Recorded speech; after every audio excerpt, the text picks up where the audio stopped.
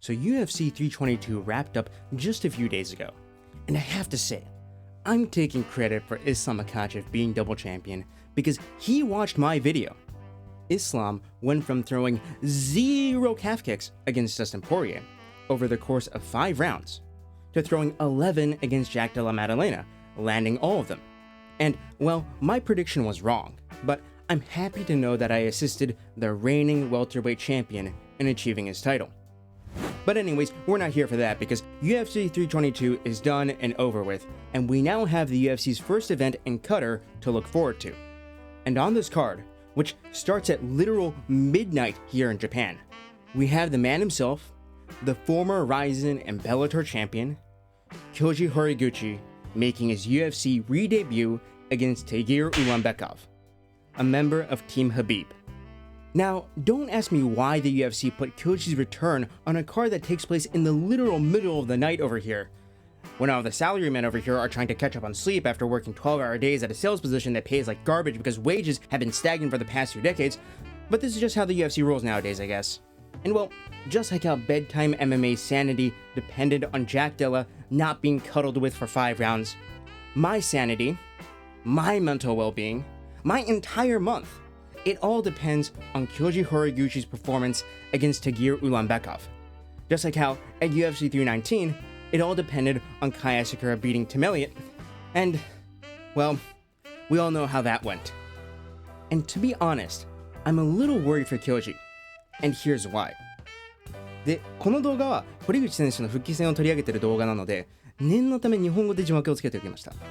まあ、偶然日本の格闘技系 YouTube のおすすめ欄で出てくるかもしれないのでね。But first, let me give you a brief recap of Kyoji Horiguchi's career. As I said, this is Kyoji's UFC re-debut.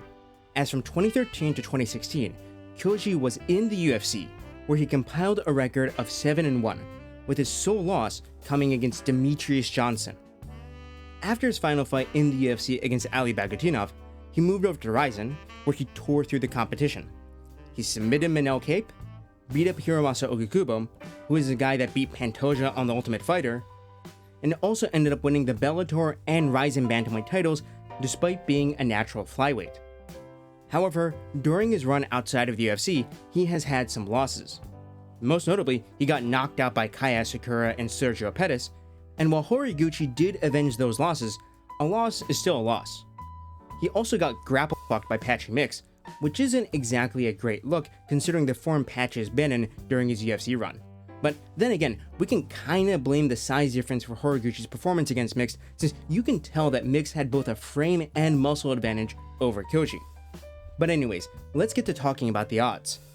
Currently, Kyoji is a sizable underdog against Tagir on all betting sites. And as my friend and fellow MMA YouTuber Left Lane MMA pointed out here, there could be some good value here on Horiguchi, and that is because Tagir Ulanbekov's wins are indeed aging pretty terribly. If you look at Ulanbekov's 2 most recent showings, they were both competitive fights against lower level competition. First, let's take a look at Tagir's fight against Clayton Carpenter. This fight was incredibly competitive, and if you look at the significant strikes, they were dead even throughout the fight. And although Tagir surpassed Clayton in terms of control time and ground strikes, there's no way you can call this a domination.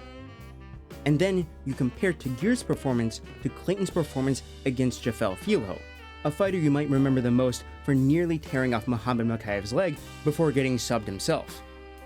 Clayton Carpenter, for lack of a better word, had his grappling exposed by Filho. Now, if you go back and watch the finishing sequence of Carpenter versus Filho, you'll see that Jafel Filho got a hold of a Kimura grip from half guard, swept him, and finished him with the submission. And while I'm not one to criticize a UFC fighter's grappling, it kinda has to be said that being submitted from half guard in the UFC in 2025 is highly uncommon, and especially with a Kimura from half guard, since that submission is very easy to see coming and relatively easy to defend, especially since in MMA, it's legal to hook your own glove. And look, Jafel is no joke on the ground, but the fact that Jafel made it look that easy against Clayton Carpenter, who had a competitive decision against Tagir, doesn't reflect that well on Tagir. And then, let's look at Ulanbekov's most recent win, Azat Maxim. Now, this fight happened on the UFC Baku card, And if you remember, you would know that Kyoji was originally supposed to fight Tagir on that card, but pulled out due to an injury. And well, this fight between Ulanbekov and Maxim was also very competitive, with there being multiple wrestling exchanges where Maxim ended up getting the better of Ulanbekov. Ulanbekov barely outstruck Maxim and had more control time than Maxim, but it was Maxim who was the one actually scoring takedowns in this fight. And if you look at the reaction that many fans had to the scorecards, you would know that many of them consider the fight to be a robbery. Personally, I think the fight can be scored either way, but the fact that two judges gave the fight a 30-27 to Tagir when he couldn't get a single takedown is just sheer incompetence. And then you go and look at how Azat Maxim did against Mitch Raposo. In that fight, you would see that Azat Maxim missed weight badly and lost a very clear fight against Mitch. I will add that Maxim also cheated egregiously in this fight, getting a point deducted for a blatant cage grab that affected his position. And here's the thing with Mitch Raposo. Mitch Raposo was not only winless in the UFC up until his win over Maxim, but he has also lost on The Ultimate Fighter and on Dana White's Contender Series. Mitch Raposo honestly shouldn't be in the UFC. And after losing to Mitch, Maxim was released from the UFC. So Tagir has been scraping by opponents who are not very good by the standards of the UFC. And that is great news for us Kyoji Horiguchi fans. It's also worth mentioning that before he was signed to the UFC, Tagir lost to Zhalgas Zhumagulov, who went 1-7 in the UFC before being cut, which is another great sign for us. And honestly, after rewatching Tagir's fights against Clayton and Azat for making this video, and seeing how slow Tagir looked against Azat in particular, I'm actually much more confident in Kyoji's chances. However, I do need to explain why the odds are putting Tagir as such a big favorite. So let me just really quickly go through Kyoji's last fight, which was Kyoji's defense of the Rizin flyweight belt against South Africa's Ngazimulo Zulu. Now, Zulu is a solid fighter. He trains at the same gym as Dricus du Plessis, and he was the EFC flyweight and bantamweight champion. However, he also lost to Jake Hadley quite dominantly in the past, and was also soundly beaten by Hiromasa Ogikubo, who Kyoji has 3 wins over, on The Ultimate Fighter. If I had to place Zulu in the UFC, he would probably be around the same level as an Azat Maxim or Clayton Carpenter. And well, this fight between Kyoji Horiguchi and Zulu was too competitive for my liking. Now, don't get me wrong, Kyoji clearly won the fight by taking Zulu down and landing solid ground and pound. But Zulu also hurt Kyoji multiple times during the fight. And that is what really worries me.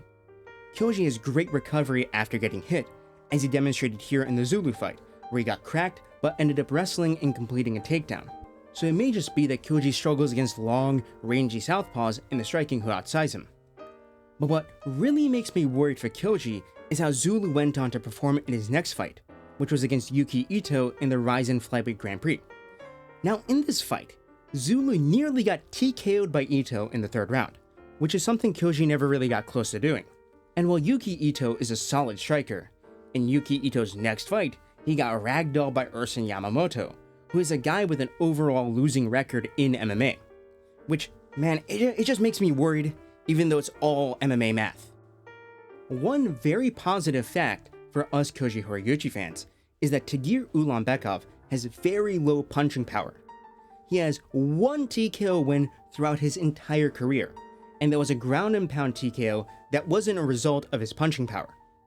He's also only scored a single knockdown throughout his UFC career, which was against Cody Durden, and Durden was able to recover from that knockdown and establish top position. So we know that Tagir is pretty pillow-fisted. I'll also add that Tagir was catching Azat clean on the chin multiple times in their fight, and Azat was just eating those punches. But then again, Maxim is 5 years younger than Kyoji and has had half of Kyoji's fights. So, am I worried that Tagir is gonna KO Horiguchi out cold? Not really, but he could end up getting dropped, leading to him losing a damage-based decision. And speaking of decisions, we all know where this fight is happening. Yeah, Qatar. And well, we've seen how some of the scorecards and officiating in that part of the world is like. You know, you've got Hadi Muhammad Ali scoring Carlos Leal versus Rinat Firkatinov, a 30-27 for Rinat.